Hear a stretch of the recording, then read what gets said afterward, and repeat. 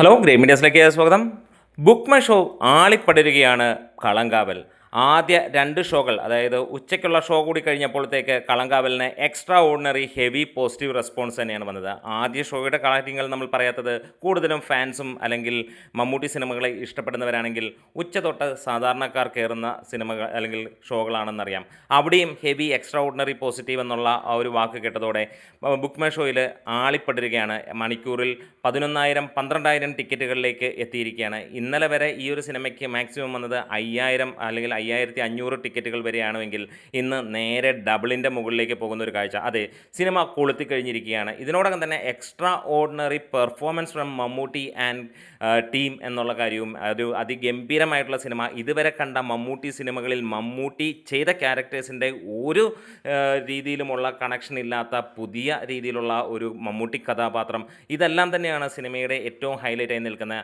ആദ്യ ദൈർഘ്യം, സിനിമയുടെ ദൈർഘ്യം എന്ന ഒരു കാര്യം പലപ്പോഴും അരോചകമാണ്. പല സിനിമകളുടെയും 2.5 3.5 മണിക്കൂറൊക്കെയുള്ള അരോചകമായിട്ടുള്ള ടൈമിങ്ങിനൊക്കെ വെട്ടിക്കുറച്ചുകൊണ്ട് ഈ ഒരു സിനിമ 2 മണിക്കൂറും 19 മിനിറ്റും കാണുന്നവനെ മുൾമുനയിൽ നിർത്തുന്ന കൊടൂരമായിട്ടുള്ള ഒരു പെർഫോമൻസോടെ ആദ്യ പകുതി 1 മണിക്കൂറിൽ താഴെയും അങ്ങനെ മികച്ച രീതിയിലുള്ള ക്രിസ്പി മൂവി എന്നതിനെ വിശേഷിപ്പിക്കാവുന്ന ഈ ഒരു സിനിമ പുതുമ, ഇതുവരെ മലയാള സിനിമയിൽ കണ്ടിട്ടില്ലാത്ത തരത്തിലുള്ള പുതുമയോടെയുള്ള ചിത്രവും ഒപ്പം മമ്മൂട്ടി എന്നും ഒരു പുതിയ നടനായി മാറുന്നതും ഓരോ പ്രാവശ്യവും കരിയർ ബെസ്റ്റ് കൊണ്ടുവരുന്ന നടനുമായിട്ടുള്ള മമ്മൂട്ടി, ഇതെല്ലാമാണ് സിനിമയുടെ ടോട്ടലായിട്ടുള്ള ഒരു പ്രതികരണം ജനങ്ങളിൽ നിന്ന് ലഭിച്ചിരിക്കുന്നത്. അതോടുകൂടി തന്നെ ബുക്ക് മൈ ഷോയിൽ ടിക്കറ്റിൻ്റെ ഇടി അങ്ങ് തുടങ്ങി. ഇന്ന് ടിക്കറ്റ് കിട്ടാനുണ്ടാവില്ല, ഷോ കൗണ്ടുകൾ കൂട്ടുന്നു, പല തിയേറ്ററുകളിലും പുതിയതായി ചാർട്ട് ചെയ്യപ്പെടുന്നു. അതെ, ആളിക്കത്തിച്ചിരിക്കുകയാണ് കളങ്കാവൽ എന്നുള്ളതാണ്.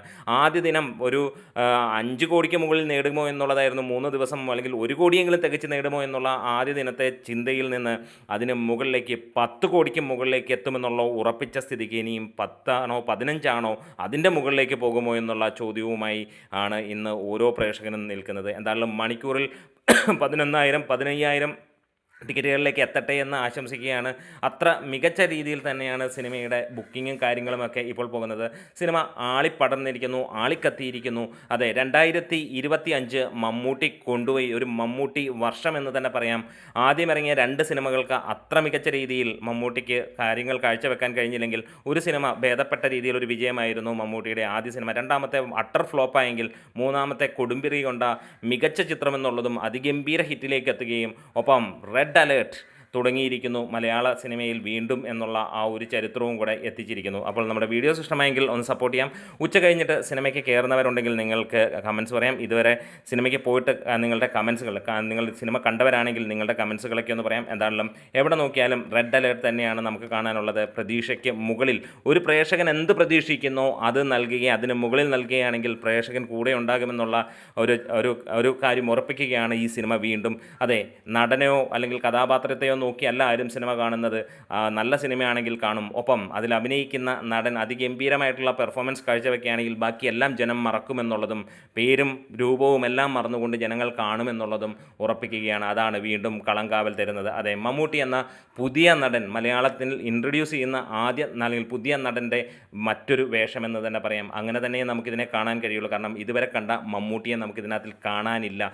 ഭാസ്കരപ്പ ട്രെയിലറുമല്ല, ഭ്രമയുഗത്തിലെ കൊടുമൺ പോറ്റിയോ ചാത്തനോ അല്ല, അങ്ങനെ കാണുന്ന ഇതുവരെ ടച്ച് ചെയ്യാത്ത മമ്മൂട്ടിയുടെ പുതിയ വേർഷൻ എന്ന് തന്നെ പറയാം. നിങ്ങളെ കൈയടിപ്പിക്കും. ഒപ്പം സിനിമാ തിയേറ്ററിൽ മമ്മൂട്ടിയെ കിട്ടിയാൽ തലയടിച്ച് പൊളിക്കാനുള്ള തോന്നലും കൊണ്ടുവരും. നമ്മുടെ വീഡിയോസ് ഇഷ്ടമായെങ്കിൽ സപ്പോർട്ട് ചെയ്യണം ഗ്രേറ്റ് മീഡിയാസ്.